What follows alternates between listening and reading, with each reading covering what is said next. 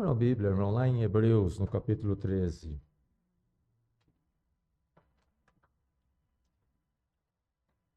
A mensagem de hoje, irmão, mensagem mais do que conhecida dos irmãos. Mas, como diz Paulo, não vos canso de dizer as mesmas coisas, porque é segurança para vós. Porque, de fato, né, irmãos, a mensagem de Deus não vai ter nada que vai ser agregado aqui à palavra que já está em nossas mãos. Nós temos tão somente que estar sempre nos inteirando ou reiterando do seu conteúdo, do valor delas, praticando e nos firmando na fé em tudo aquilo que ela nos diz respeito a nós, povo de Deus. Nossa missão, né, irmãos, é nos valermos da palavra de Deus para não nos desviarmos da fé, para não nos desviarmos do caminho. A palavra de Deus, ela é como se fosse um caminho. Este é o caminho. Seguir por ele. É isso que a palavra de Deus sempre ordena a seu povo. Não se desvie nem para a direita nem para a esquerda. Aqui está o caminho. O caminho é determinado por nosso Deus. Como nós devemos nos comportar, nos conduzir nesse mundo, os propósitos de vida nesse mundo, tudo tem que estar em conformidade com o nosso Senhor, nosso soberano Senhor, nosso Salvador, aquele que nos comprou com o sangue da cruz, para que nós fôssemos dele, vivêssemos para ele, por ele e para ele, dando glórias a ele. Já não mais vivemos, Cristo vive em nós, já não somos mais de nós mesmos, pertencemos a Cristo. De fato, nós nos tornamos servos, escravos de Jesus Cristo, de Cristo prazerosamente, não é aquela escravidão forçada, é aquela escravidão da qual nós não queremos ser alforriados. Queremos continuar sendo escravos de Jesus Cristo. Queremos ser, sim, que Ele seja o nosso Senhor para sempre. Não queremos alforria, não. Se Ele quisesse nos alforriar, nós iríamos dizer, Senhor, para quem nós iremos? Só o Senhor tem as palavras da vida eterna. Queríamos que nem Pedro, né? Irmãos, lá no capítulo 13 de Hebreus, no versículo 13 e 14, diz assim: saiamos, pois, a ele, a Cristo, fora do arraial, levando o seu vitupério, sua vergonha, a cruz, porque não temos aqui cidade permanente, mas buscamos a futura. Vamos orar mais uma vez. Obrigado, nosso Deus e Pai, por esse momento. Em especial, Senhor, porque a Tua palavra está aqui diante de nós. Que possamos entender, Pai, que é o Senhor mesmo que se faz presente, falando conosco por meio da Sua palavra. E que o Senhor, mesmo estando lá dos altos céus, se faz presente no nosso meio. E o Senhor espera, Pai, que nós, como seu povo, que nós dessemos toda a credibilidade devida à Tua palavra. Porque dessa forma nós estamos honrando a Sua pessoa. Nos sujeitando ao Senhor. Dizendo, somos do Ti, Senhor, e queremos obedecer. Queremos saber do Senhor. E queremos, Senhor, ser dominados, dirigidos por Ti. Senhor, nosso Deus e Pai, que essa verdade que nós acabamos de ler, que ela se faça real, cada vez mais real, mais forte em cada um de nós. Eu peço, Pai, que me use tão somente para falar da Tua palavra, que não seja, Pai, o poder dessa pregação nas palavras, tão somente nos argumentos, mas especialmente, Pai, no poder do Teu Espírito Santo, que opera em cada um dos presentes, daqueles todos que são seus. E que o Senhor fortaleça a fé de cada um de nós.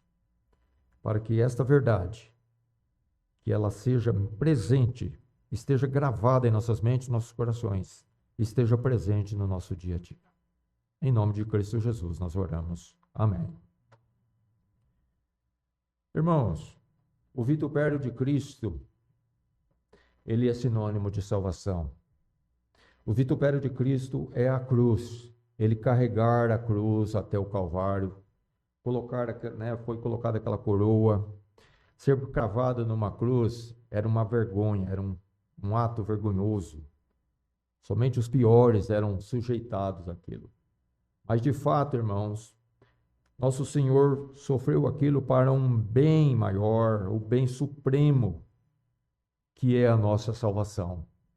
Se ele não tivesse se sujeitado a esse ato vergonhoso de carregar a cruz e de ser cravado na cruz, de fato, nós não teríamos essa esperança da qual é falado aqui nas orações e que nós comentamos aqui, que temos essa certeza de estar com Cristo, de estar com Deus, de que, de fato, nós temos algo no futuro que não é ruim, mas é muito bom. Tudo isso foi conquistado por Cristo na cruz. E levar esse vitupério, ter essa relação com Cristo, ter essa identificação com Cristo, irmão, deve ser uma honra para nós cristãos. Uma glória. Sofrer o sofrimento de Cristo, Paulo diz assim que ele tinha o prazer de sofrer, né, no seu corpo padecer o resto das aflições do Senhor Jesus Cristo. Começou com ele, que termine em mim.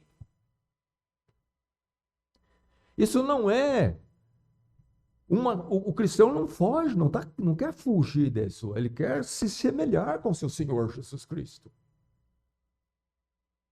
Porque nós queremos nos assemelhar com ele no seu vitupério, para poder nos assemelhar com ele também na sua glória. Esse é o caminho cristão, esse é o verdadeiro sentimento, desejo cristão. Neste mundo, nós estamos aqui para ser semelhante a Cristo. Então nós olhamos para nosso Senhor e vemos o quanto ele padeceu por amor a Deus, por amor ao Pai, por fidelidade ao Pai, e nós devemos seguir essa pisada por fidelidade ao nosso Senhor, a Ele. Fidelidade à palavra de Deus. Não devemos nos excusar de ser semelhante a Cristo. Pelo contrário, deve ser uma glória. Obrigado, Senhor. Cada dia que nós passarmos, irmãos, que nós nos comportarmos adequadamente como cristãos, semelhante a Jesus Cristo, andando nas pisadas dele, nós temos que dar glórias a Deus por isso. Obrigado, Senhor, por nesse dia eu ter me conduzido, o Senhor ter me ajudado, de forma que eu não vituperei o nome de Jesus Cristo com meu conduzir, com meu falar, com meu agir, naquilo que eu fiz ou deixei de fazer. Porque essa é a glória nossa, irmãos. Como Cristo ser, nós somos neste mundo. Como Ele é, nós somos. Nós temos a mente de Cristo, então logo nos assemelhamos a Ele na conduta, porque se a mente quer dizer tal qual o Senhor pensava, tal qual Ele agia, tal qual era o propósito dele, também é o nosso. Qual é o nosso propósito? Não pode ser diferente do propósito do Senhor Jesus Cristo. Jesus Cristo veio com um propósito. Eu vim para servir meu Pai, ser fiel a Ele, cumprir com a minha missão. Nós somos servos de Jesus Cristo. Nosso propósito é ser semelhante a Cristo. Cumprir com a nossa missão que Ele deu a nós. O Pai deu uma missão ao Filho, a qual Ele cumpriu com fidelidade. Jesus Cristo deu uma missão a nós, sua igreja, e nós devemos cumprir ela com fidelidade. É simples assim. Nós temos uma incumbência, irmãos.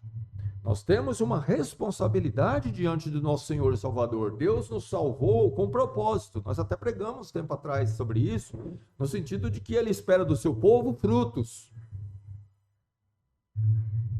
Que nós dê muito fruto.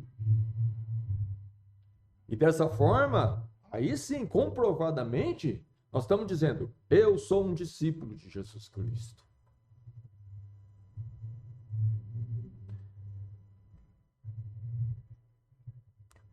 Dessa forma, nós temos essa viva esperança de que, não só sendo participante do seu sofrimento, nós também seremos na revelação da sua glória.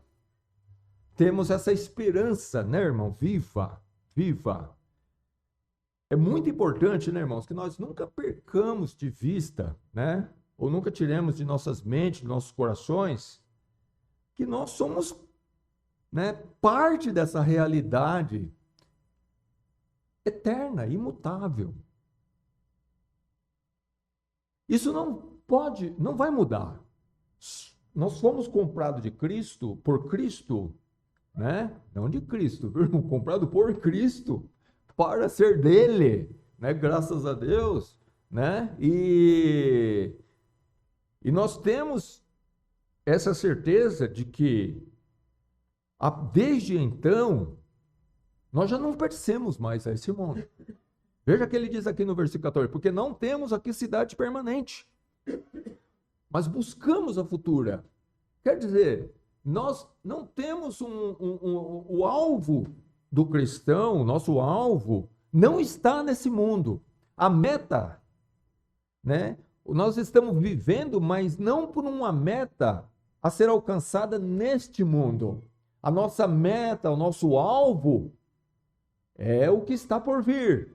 E isso é que eu quero que os irmãos nunca percam de vista, que todos nós nunca percamos de vista, irmãos. Nós não grejeamos para esse mundo. Nós temos que estar envolvido com esse mundo porque estamos nele, mas não somos do mundo.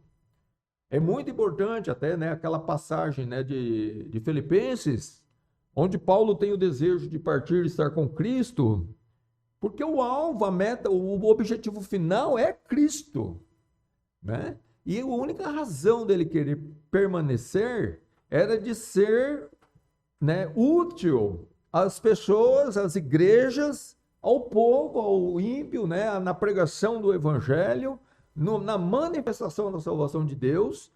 E assim, então nós temos que entender de uma forma muito clara quem somos nós nesse mundo. Para que nós não deixemos que o nosso dia a dia seja um dia a dia totalmente comum ao de qualquer pessoa. Nós não fazemos essa atrelação do nosso dia a dia com essa nossa condição de filhos de Deus, herdeiros da vida eterna, com esperança certa e viva no futuro eterno. E começamos a nos comportar de uma maneira até inadequada ao cristianismo verdadeiro. Porque começamos a passar desapercebidos, né? Eu sempre fico muito preocupado comigo mesmo de que as minhas ações e as minhas reações, né, não sejam uma reação antibíblica, vamos dizer assim, uma ação e uma reação antibíblica diante de uma questão, de uma situação, até de uma adversidade, quando estou na presença dos ímpios, das pessoas incrédulas, né? Que eu possa realmente transparecer aquilo que é uma realidade, a minha realidade. A minha realidade não é a sua, filho. Por isso que eu não estou reagindo como você. Por isso que eu não posso pensar como você está pensando. Por isso que esse entendimento que você tem da vida e desse mundo não é o que eu tenho. Nós não somos compatíveis nesse ponto. A minha realidade é a realidade da palavra de Deus. A sua é a realidade do mundo. As pessoas têm que perceber que existe essa diferenciação, que existe dois povos nesse mundo. Que existe o povo de Deus, liderado por Deus, pela palavra e pelo Espírito de Deus, e existe o povo que não pertence a Deus, que é liderado pelo Espírito desse mundo. Por isso que Jesus faz questão de colocar, né, irmão, de uma forma muito distinta, né, como a luz é distinta das trevas. Quer dizer, não tem nenhuma semelhança e não tem nenhuma possibilidade das duas estarem ocupando o mesmo espaço. São incompatíveis totalmente. Uma expulsa a outra. Onde há trevas é porque não há luz. E onde há luz, as trevas não entram.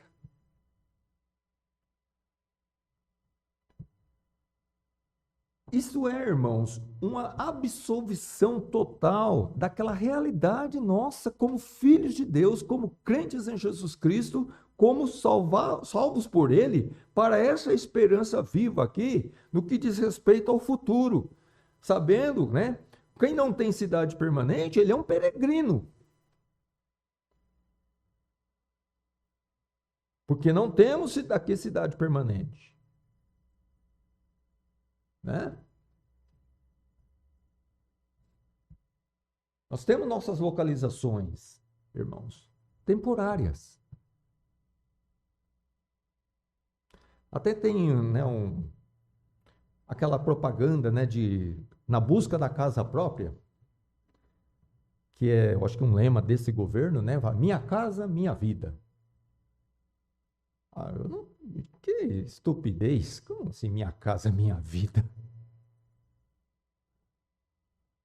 A casa aqui está longe de ser a minha vida. É uma necessidade, todos nós precisamos de um abrigo. Mas pode ser uma cabana, como, né, viveu Abraão, Isaac e Jacó. Tenda.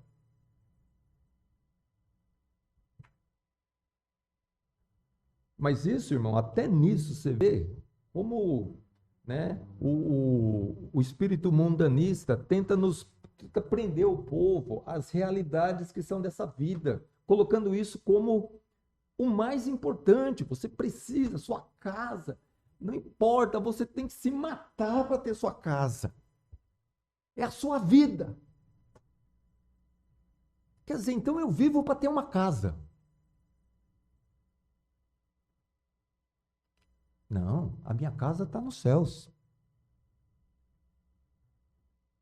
Jesus foi preparar para mim morada. Vou preparar-vos morada. É bom a gente ter um lar, uma casa nesse mundo, um lugar para nos recolhermos, nós, nossa família. Mas longe de nós, irmão, se precisar deixar ela para trás, que fique. Porque a nossa morada realmente é aquela que Cristo foi preparar. A questão, irmão, sempre é onde está o nosso coração. Jesus advertiu-nos, né? Cuidado, porque o tesouro, o que é o nosso tesouro? O que realmente tem se mostrado ser o nosso tesouro? Aquilo que nós realmente buscamos e temos como algo valioso, importante, que merece mesmo toda a minha atenção, meu esforço, né? Meu engajamento, eu me dar de si em favor disso, porque este é o meu tesouro.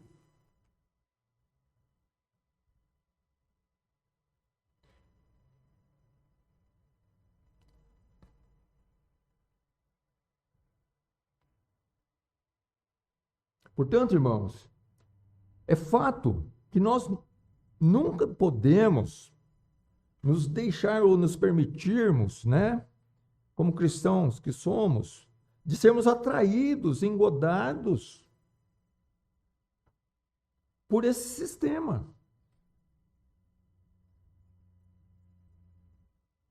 Como se nós fôssemos cidadãos da terra. Mas nós não somos cidadãos da terra. Nós somos cidadãos dos céus. Nós somos, na verdade, tirados da terra.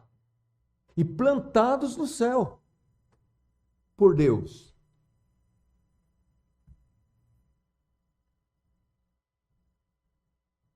E nós temos que ter essa consciência de que a planta que tem que crescer é aquela que está plantada lá. É lá, é aquela que tem que ser regada, cultivada, e que cresça e que dê muitos frutos.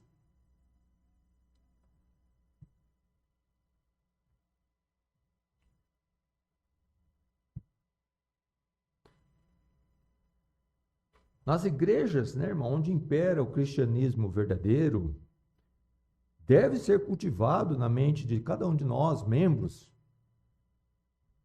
produzir frutos que serão colhidos e usufruídos predominantemente no reino de nosso Senhor Jesus Cristo. Nós vemos que no mundo pentecostal, no neopentecostalismo, nas falsas igrejas, né, irmão, que infelizmente são a maioria,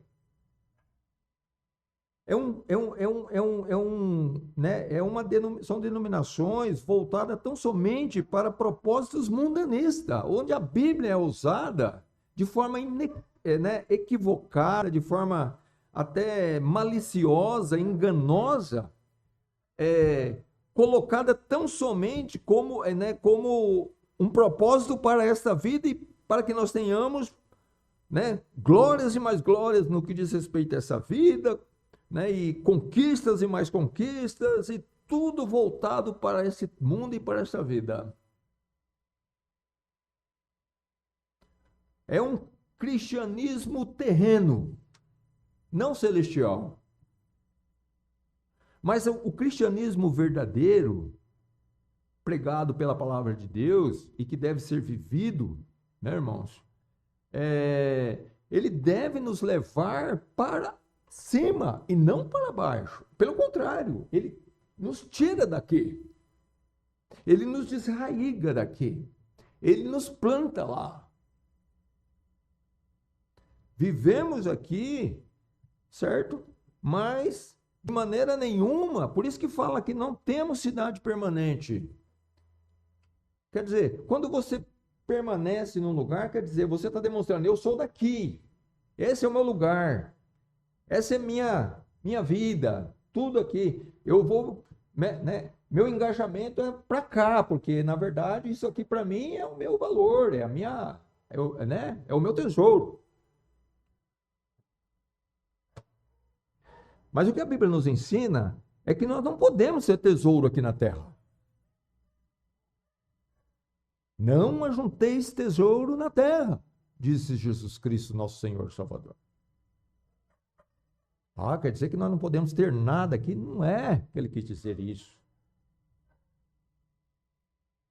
Ele quer dizer o seguinte, não coloque seu coração nessas coisas, não coloque mais do que é devido. Por isso que Paulo fala, né, que, irmão, sempre que coloca o cristianismo, ele em proteção mesmo até a ele, a palavra de Deus sempre nos exorta a estar sempre conformado com o simples, com o básico, com o simples, nada de exaltação, nada de querer muito, nada de pompa, nada de muita coisa, porque isso simplesmente vai servir de laço.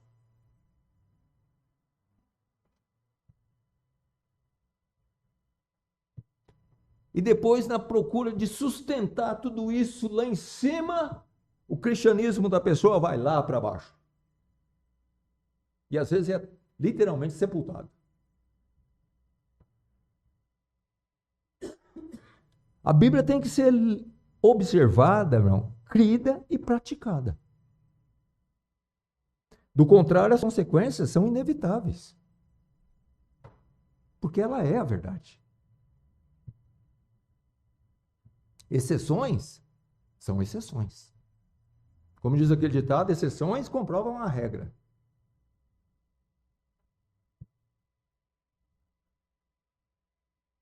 Nós temos que atentar para a palavra de Deus. Jesus disse, ajuntais tesouro no céu.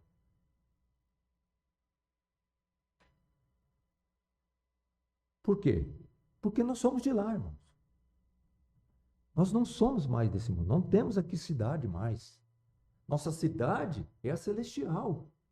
Deus disse: vou preparar-lhes uma cidade. Então, logo a nossa cidade está lá, não está aqui. É a palavra de Deus que me disse isso. Temos que ser realistas. Somos de Cristo, somos obedientes à palavra de Deus, cremos nessa palavra, cremos no nosso Deus. Então, ele está dizendo exatamente isso.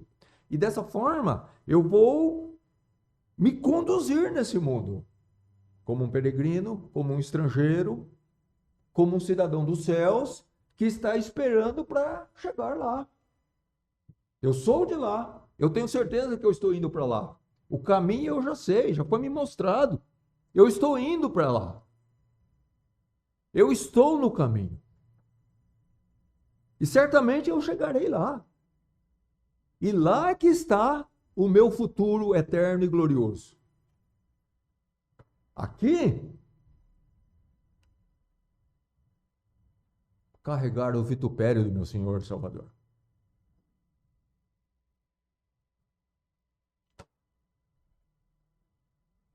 A vergonha dele é a minha, porque eu me identifico com ele. Eu me identifico com a cruz. Assim como o Senhor morreu pelos pecados, nós também morremos. Assim como o Senhor não era deste mundo, nós também não somos.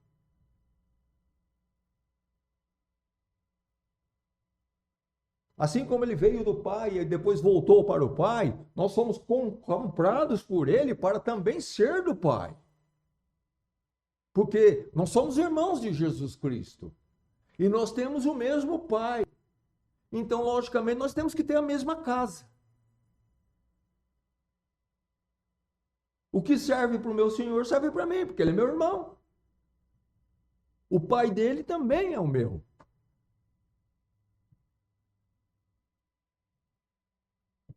E eu tenho que pensar como ele pensa. Porque somos irmãos.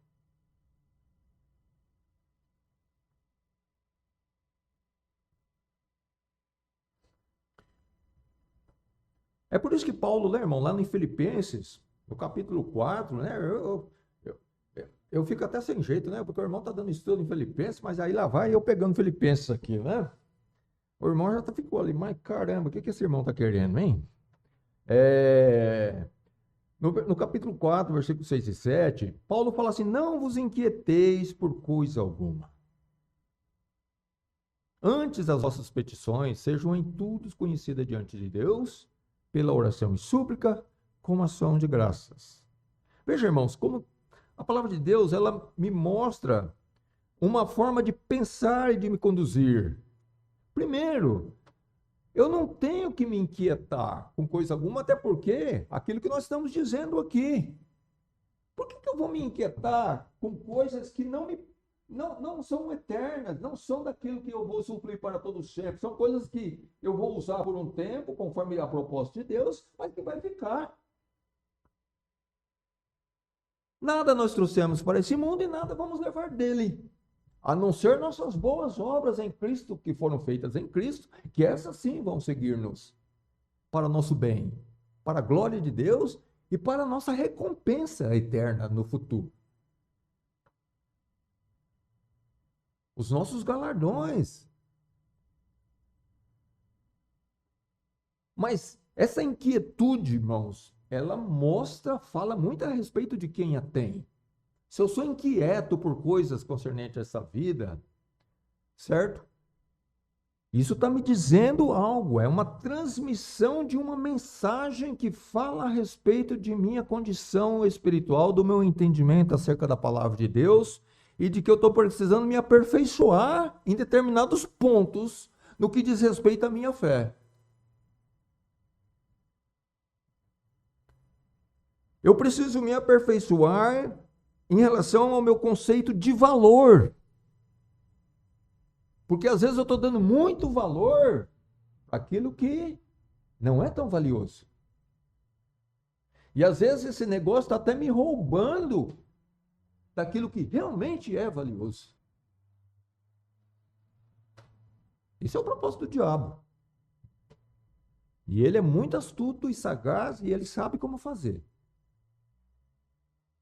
Nos privar das bênçãos, nos privar de Deus, nos distanciar da palavra de Deus, colocar, incutir na nossa mente dúvida, incertezas, fazer com que os problemas se tornem grandes e que a gente começa a desconfiar que Deus de fato ele não tem domínio sobre isso mesmo.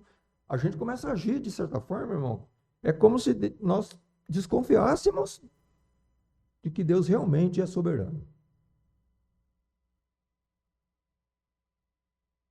E que ele tem o controle realmente de todas as coisas e que tudo está acontecendo debaixo desse guarda-chuva maior que é os seus propósitos eternos e imutáveis.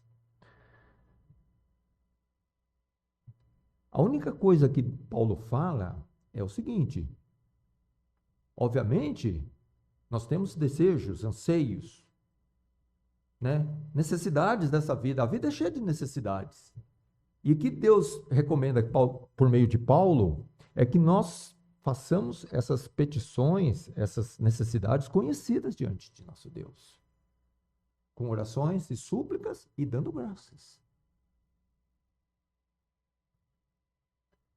E ele termina dizendo que e a paz de Deus, que excede todo entendimento, vai guardar os vossos corações e os vossos pensamentos em Cristo Jesus. Ou seja, de uma forma que Cristo quer que nós pensemos e que nós sintamos. Não conforme o mundo, na inquietude do mundo, que não crê em Deus. Nossos sentimentos, nossos pensamentos vão ser guardados de uma forma agradável a Jesus Cristo.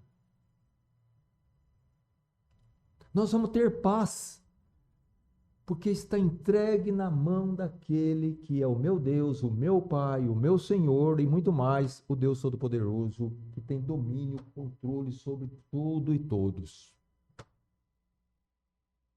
E a gente descansa nisso. Quem é maior do que o meu Deus? Os problemas do Brasil é maior do que o meu Deus. Os problemas do mundo é maior do que o meu Deus. Os Estados Unidos é maior do que o meu Deus. A China é maior do que meu Deus. Os propósitos malignos desse povo é maior do que meu Deus. As bombas é maior do que o meu Deus.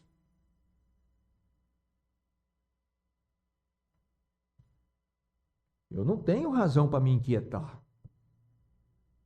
Os problemas econômicos, Deus não pode me superar, pode superar ele, nem pode me dar o que eu preciso e a minha família.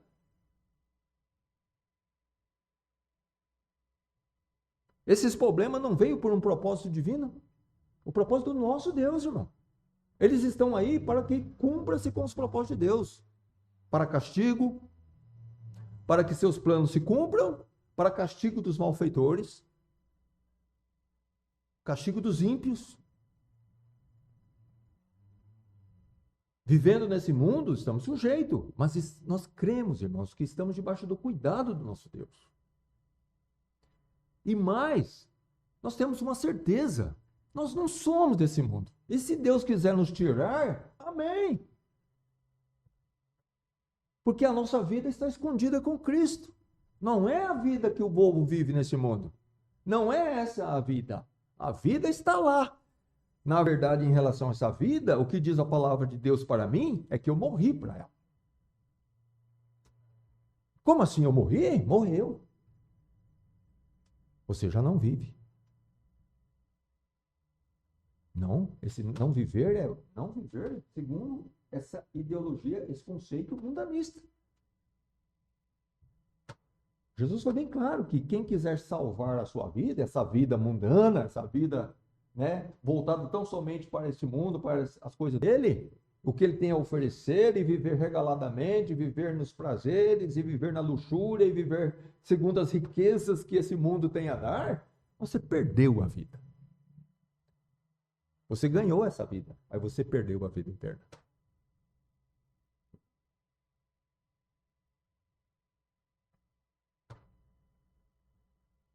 Você perdeu a verdadeira vida.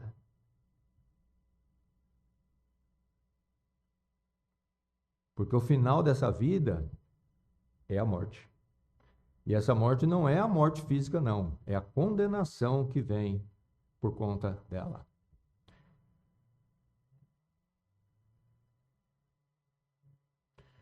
Por isso que também, irmãos, lá em Colossenses, o apóstolo Paulo também fala, portanto, se já ressuscitaste com Cristo, essa passagem é uma passagem que eu gosto muito dela, irmãos. Quer dizer, eu já morri para esse mundo.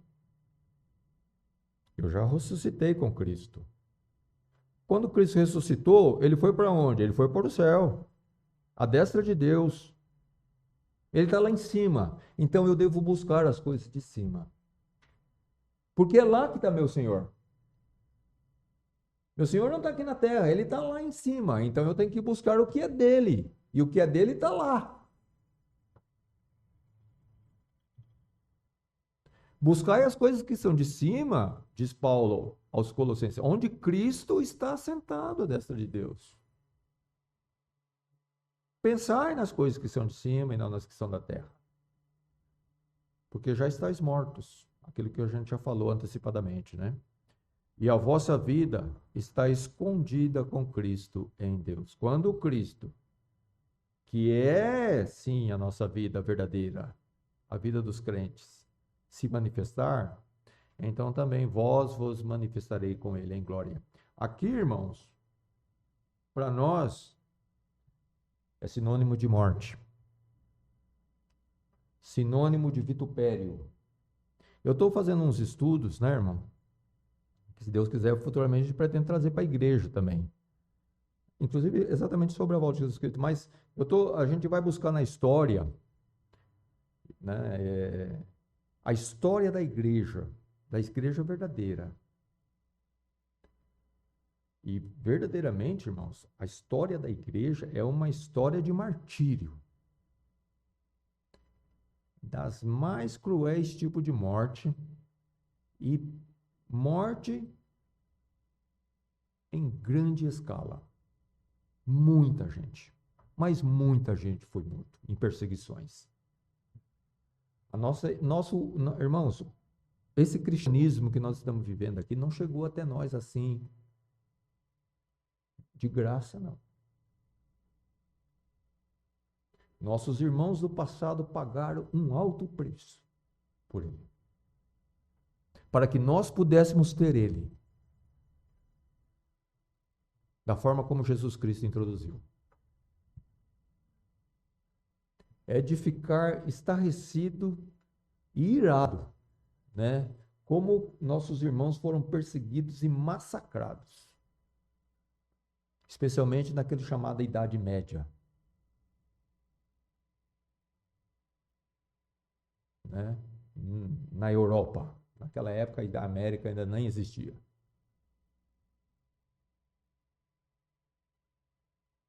E de fato, muitos dos cristãos, né, irmão, que chegou no Brasil e em outros países, eles vieram, na verdade, fugindo. A perseguição lá era tão ferrenha que eles pegavam família inteira, deixavam tudo lá, o que eles tinham construído de bens e tudo, largou tudo para trás e vieram para cá na esperança de se livrar daquela condição. E Deus usou deles depois aqui mesmo para expandir o seu evangelho. Aqui na América do Norte,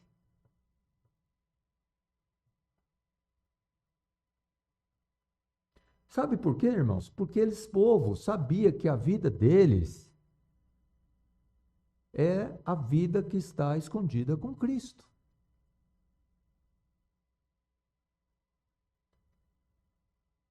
Jesus, quando falou, né, quando ele estava sendo preso, ele disse: se o meu reino fosse desse mundo, meus servos batalhariam por mim. Mas por que eles vão batalhar por mim se meu reino não é daqui? Irmãos, é essa a mentalidade que nós temos que ter. Por que nós vamos batalhar por algo que não é nosso? Por que nós vamos dispensar tanta energia por aquilo que não é nosso?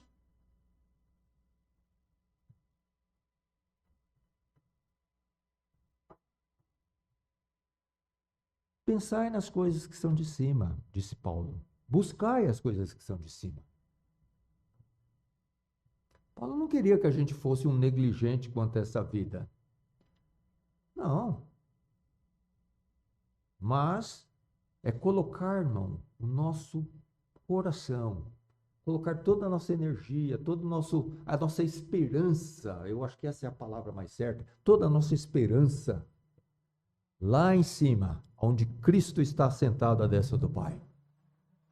Colocar toda a nossa esperança naquilo que está por vir, a vida que há de se revelar na manifestação de Jesus Cristo, na qual Paulo escrevendo fala que é coisas que não é descritível o que havemos de ser.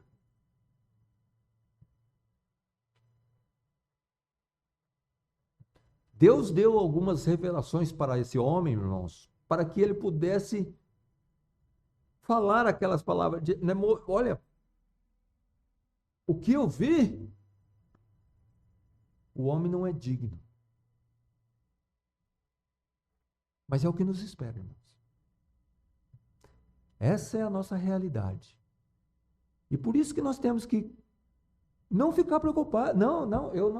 Eu não tenho aqui cidade permanente. Eu busco a futura. É por isso que eu sou o que sou. É por isso que eu me comporto assim. É por isso que eu não faço conta de certas coisas. Porque a minha cidade está lá. Não está aqui.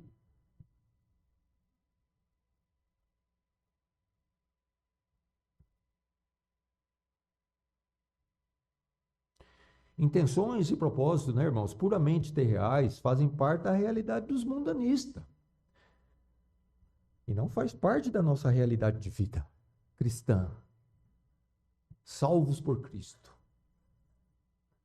Cristo não só nos salvou da condenação eterna, irmão, mas ele nos salvou também deste mundo e dessa vida. Do pecado, da ideologia mundanista, da filosofia mundanista. Foi uma salvação completa.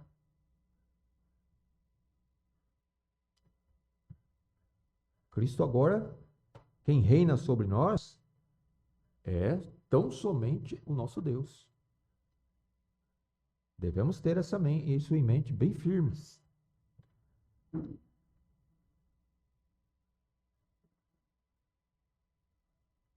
É por isso que Paulo, né, irmãos, lá, olha eu indo lá para Filipenses de novo, irmão, né?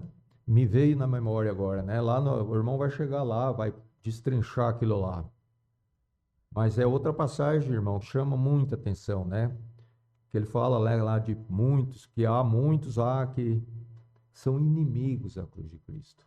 E interessante é o que ele dizer em que se baseava a conclusão dele. Como Paulo pôde chegar à conclusão que essas pessoas eram inimigos da cruz de Cristo? E a conclusão era que o Deus deles era o ventre,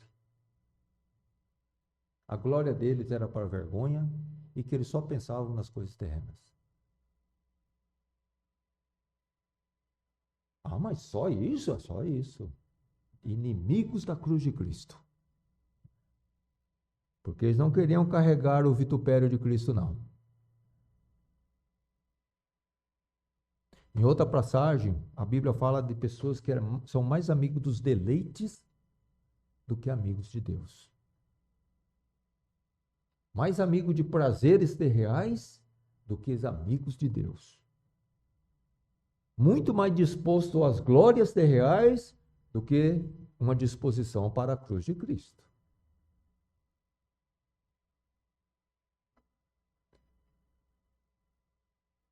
Sacrifício? Perda? Renúncia? Eu acho que isso tem sido cada vez menos pregado nas igrejas. Passagem como essa: renunciai a vós mesmo, tome a sua cruz e siga-me.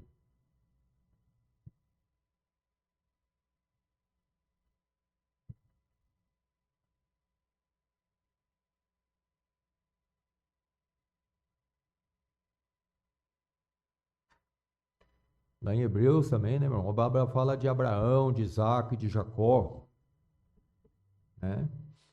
Que eles habitaram na terra da promessa, que no caso lá, a terra da promessa era a terra de Canaã, né? Que não é a terra, a nova terra, né? Que Deus prometeu a esse povo, a Abraão, que daria à sua descendência aquela terra para que nela eles pudessem se estabelecer ali. Mas foi dada por Deus. Deus preparou, né? Deus levou eles para lá e Deus deu a terra para eles.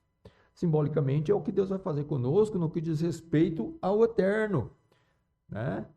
Estamos caminhando em direção à nova Canaã, né? A Canaã celestial. Mas veja que mesmo lá eles moraram em cabanas, né? Em cabanas. Não fizeram uma residência fixa, firme. Porque de fato, aquela não era a terra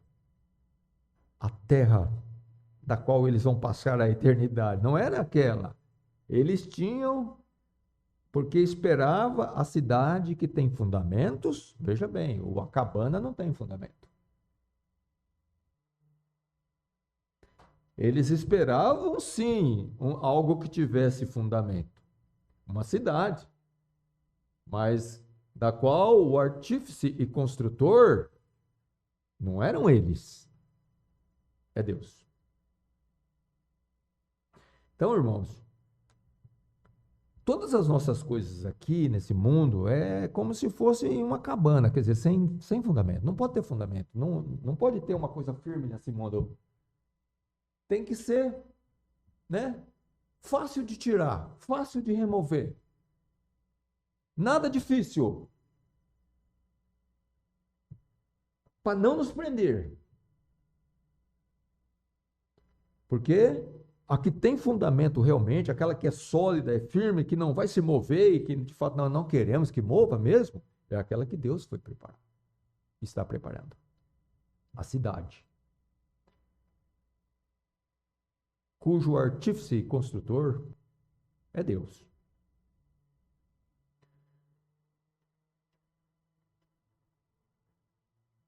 E ainda lá em Hebreus, no capítulo 11, no versículo 13 a 16, novamente falando aqui desses homens de fé, diz que todos eles morreram na fé. Até aqui ele não tinha falado ainda de todos, não, né? Estava falando só de Abraão, Isaac, de Enoque, Noé. Mas depois ele engrossa mais essa lista, né? Com homens de Deus que viveram na esperança da vida por vir das promessas de Deus, que não se cumpriram ainda, mas que eles creram. Todos estes morreram na fé sem terem recebido as promessas. Mas vendo-as de longe, e crendo-as, e abraçando-as, confessaram que eram estrangeiros e peregrinos na terra. Como eles confessaram isso? Eu sou. Não, eles confessaram pelo seu viver.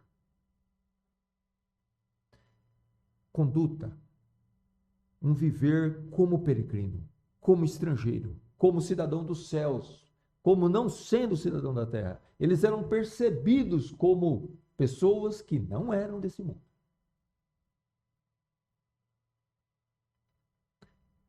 Não pensava como as pessoas do mundo. Não agia, não reagia, não tinha mesmos ideais. É tudo diferente, irmãos. A esperança é outra. Né, a concepção de valores é outra. Tudo é outro. É diferente. Um é segundo Deus, o nosso. O outro é segundo o mundo, que jaz no maligno. E isso faz toda a diferença. Um pensa como o seu pai, o diabo. Mas nós pensamos como nosso pai, Deus. Não faz a obra conforme o diabo quer. Mas nós fazemos a obra como Deus quer. Dirigidos por Deus. alicerçados na promessa de Deus. Nós pertencemos a Deus. Mas começa nessa vida.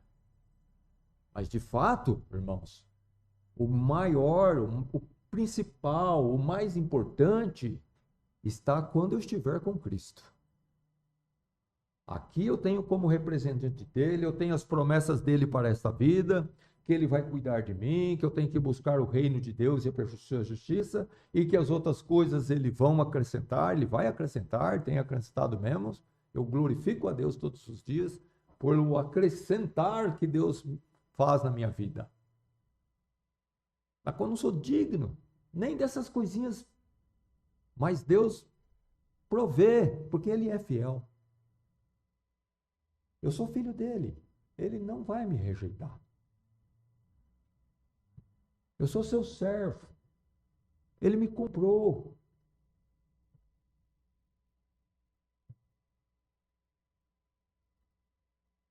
Eu não tenho preocupação.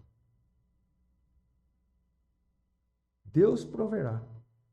Palavras de Abraão, que maravilha aquilo lá. Pai, está tudo aqui, mas cadê o cordeiro? Deus proverá o cordeiro. E é assim, irmãos. No que diz respeito a essa vida, irmãos, ainda está faltando isso, aquilo outro. Qual é a resposta do cristão? Deus proverá. Deus proverá. Deus proverá. É a palavra dele. Mas de fato, irmãos, a minha esperança e a nossa esperança maior em Deus não está nessa vida. Tem que ser assim, irmãos. Se nós esperarmos em Deus tão somente nessa vida, diz Paulo lá em Coríntios, nós somos os mais miseráveis de todos os homens. Porque nós nos abstemos dela. Nós largamos ela, deixamos ela, na esperança do que está por vir.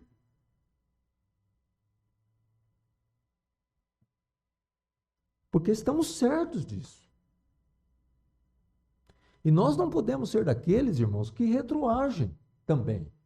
Que começam firmes na fé, mas depois de um passar de tempo e diante dos acontecimentos e das coisas, e lá se foi a fé embora, e a pessoa volta novamente para o que era antes.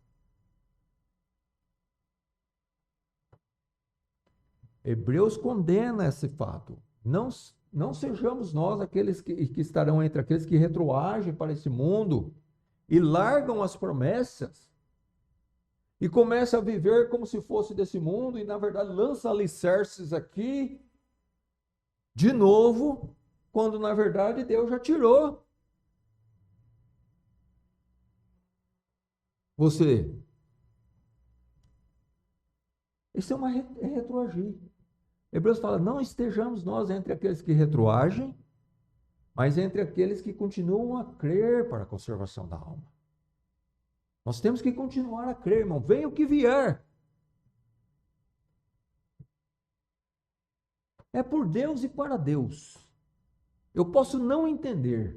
Eu não me conformo com as injustiças desse mundo. Eu não me conformo com a desonestidade, com as impurezas, com as falcatruas que são inúmeras.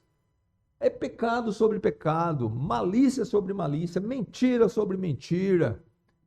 Mas eu sei de uma coisa, esse mundo está reservado como um tesouro para o dia do juízo, da perdição dos homens ímpios. Não é meu.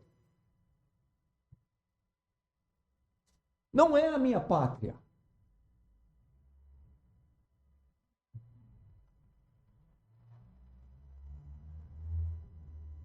A minha pátria está nos céus, de onde eu aguardo o Senhor Jesus Cristo.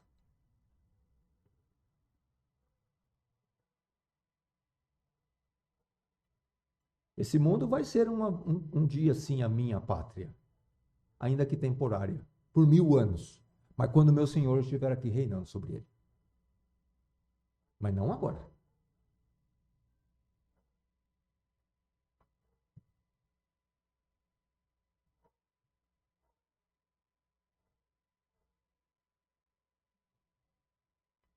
Lá em Hebreus 11, continuando no versículo 14, diz: porque os que dizem isso, os que isto dizem, quer dizer, que confessam que é estrangeiro e peregrino na terra, claramente mostram, quer dizer, mostram com clareza mesmo, que buscam uma pátria. E isso, irmão, também nós devemos deixar muito claro nesses nossos tempos. Que nossa pátria não é o Brasil. Somos brasileiros porque nascemos aqui, estamos aqui, honramos nosso país, devemos honrar, defender, batalhar, enfim, Deus quis que nós nascêssemos aqui. É o nosso povo, nós devemos amá-lo, orar e pregar para eles e interceder por eles. É o nosso povo. Mas essa não é a nossa terra verdadeira. Nós devemos mostrar que também nós buscamos uma pátria. Mas não como algo incerto, sem saber que se vamos ou não alcançar essa pátria. Nós temos a certeza de que nós vamos alcançar. É a pátria que Deus foi preparar. E olha como ele diz no 15: e se na verdade se lembrasse daquela de onde haviam saído, teriam oportunidade de tornar. É verdade. Mas eles não queriam isso. Mas agora desejam uma melhor, isto é, a celestial. E que essa também deve ser, irmãos, a nossa busca. Essa pátria melhor. Muito melhor. Infinitamente melhor. A pátria celestial. Nós não temos aqui cidade permanente. Nós somos desse mundo, irmãos. Cuidado, tenhamos cuidado para não nos comportarmos de maneira inadequada a essa realidade que nos pertence. Amém? Que Deus nos abençoe. Vamos orar?